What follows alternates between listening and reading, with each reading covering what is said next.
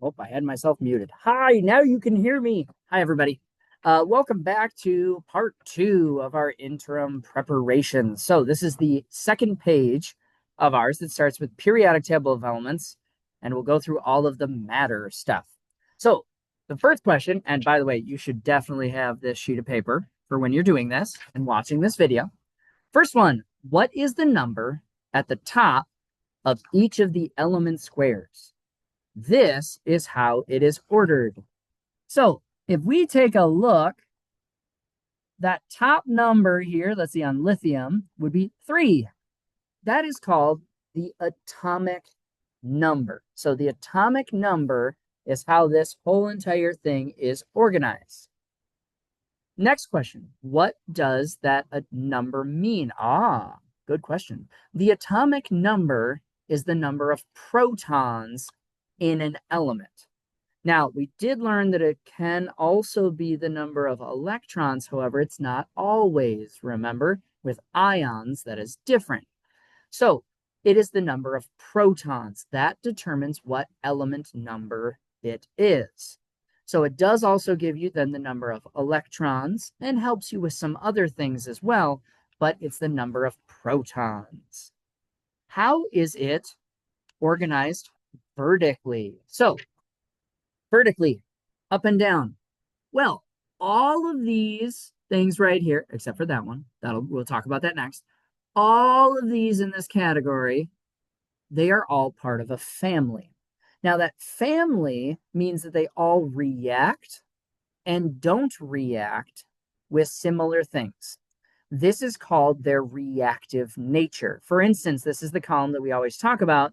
All of these explode when they touch water, versus all of these over here are the noble gases, and they do not react with anything in the natural world. So all of these react and explode. They all have the same reactive nature. Now, the next question says, is there any exceptions to this? And this is exactly why I talked about this column right here, because hydrogen is the exception to the rule. And on your own personal periodic table, you should have drawn a line over and placed hydrogen somewhere in the middle. Hydrogen is the one exception to this rule. It does not belong within the family that it's been assigned. So it has a different reactive nature. The next section of the study guide is states of matter and phase changes. Now, the reason why I'm not showing the document on here is because I wanted it to be full screen for you to see my diagram here. Let's see if, I don't know if we'll be able to see it. It might be too, there you go. All right. So this is what I create for myself. States of matter: solid, liquid, gas. The thermal energy goes from solid at the lowest all the way to gas at the highest. It's the amount of movement. I then create this diagram for myself to say, what is the particle movement? A solid object kind of just moves in place. They still vibrate and they still move. Remember, it has entropy. It still is moving. But then once it gets to a liquid, they start moving around one another. And then when it goes to a gas, they start moving away from one another. Let's see if I can get that light to go away and get the glare off of it. I'm sorry if there's glare. We do our best. Now, the next one is going to be the phase changes from solid to liquid to gas. Now, from solid to liquid, it's an increase in thermal energy and is called melting. From liquid to gas, it is an increase. Remember, it's on the top. And that is called vaporization. From gas to liquid, that is a decrease. We're going the other way, decrease in thermal energy. And that's called condensation. And then from liquid to solid, it is a decrease in thermal energy. That's why I put it underneath. And that is called freezing. So for each one of them that you have, you should say from solid to liquid, it is an increase in thermal energy, and it's called melting. Because from liquid to solid is a decrease in thermal energy, and it's called freezing. So go through and identify all of those and understand whether it's an increase in thermal energy or a decrease, and what would the name of that phase change be? Again, solid to liquid, melting, liquid to gas, vaporization, gas to liquid, condensation, and then liquid to solid, freezing. Right. The next ones that we have are those physical and chemical changes. Now, we've started to do this a lot more within the amplify unit as well, going into chemical reactions. So give an example of a feature that can be changed as a physical trait. Something's shape. That was me taking a piece of paper and ripping it in half. It's still paper. What causes something to not be a physical change is that it has created a new substance. So for instance, if I'm lighting a log on fire to create a bonfire in my backyard, the log is a material and it is now burning away.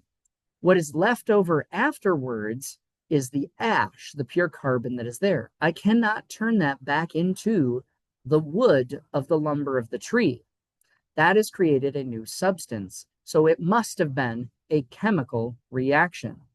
If it is still its same substance, it is still a physical change, which is why sugar adding to water creates sugar water. That is a physical change to dissolve something. It's still the same substances. If a new substance is created, then it is a chemical change. You'll have a couple of questions that talk about your knowledge of that. The one thing to think about is just it is a chemical change if a new substance has been created or formed.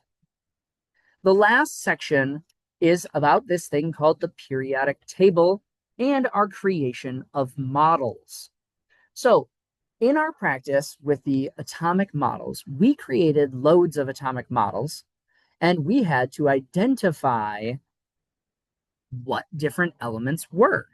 So the one suggestion that I can make to you is count the number of electrons. I am only going to give you an atomic normal state atom. So it's not going to be an ion. It's not going to be an isotope when I give you the diagram.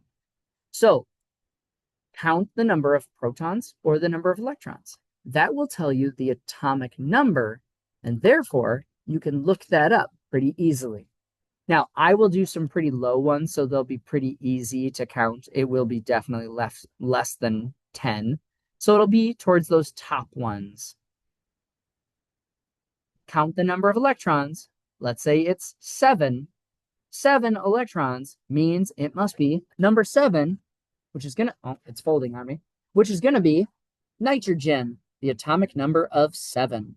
So that would be the way to identify it when you look at a diagram. On to the bonus. Yeah, that's right. I'm talking through, if you're watching this video, I'm talking through the extra credit.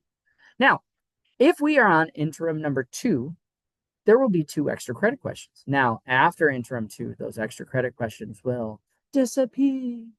Whoa. Now, the 2 questions are going to be about, can you identify an isotope and can you identify an ion? Now, I'm going to give you a subatomic particle configuration. That's a fancy way of saying the number of protons, neutrons, and electrons. So let's say, for instance, I am giving you lithium. Lithium has the atomic number of 3 and the rounded atomic mass of 7. If lithium was an isotope, it would not have the atomic mass of 7, and it would have extra numbers of neutrons. So let's just say I gave you something called lithium-9. Lithium-9 would mean the atomic mass is 9. You would subtract the number of protons, or the atomic number of 3, from 9, and you would get there's 6 neutrons. That is different from a normal lithium atom, because a normal lithium has 7. 7 minus 3 is going to leave you with only 4 neutrons. So there's a lot more neutrons than what it should probably have in that atom structure. That is an isotope. If lithium was an ion, that would mean you'd be looking at the number of electrons. So lithium normally has 3 electrons to make it balance between the positive charges of the protons, 3, and the negative charge of the electrons, 3. However, an ion means that it has gained or lost an electron. So if it gains an extra electron, it gains extra negativity. So therefore, it would be lithium minus. But the actual one that we would use of lithium that charges our phones and batteries is going to be lithium plus. Lithium plus means that it's a positive charge, which means it lost extra negativity. That would only have 2 electrons rather than 3, the normal amount, or 4 if it was extra negative. So you're going to have 2 questions on identifying isotopes and ions. Good luck. Thank you for watching this whole video, and I believe that your grade will thank you as well. Adios, everybody.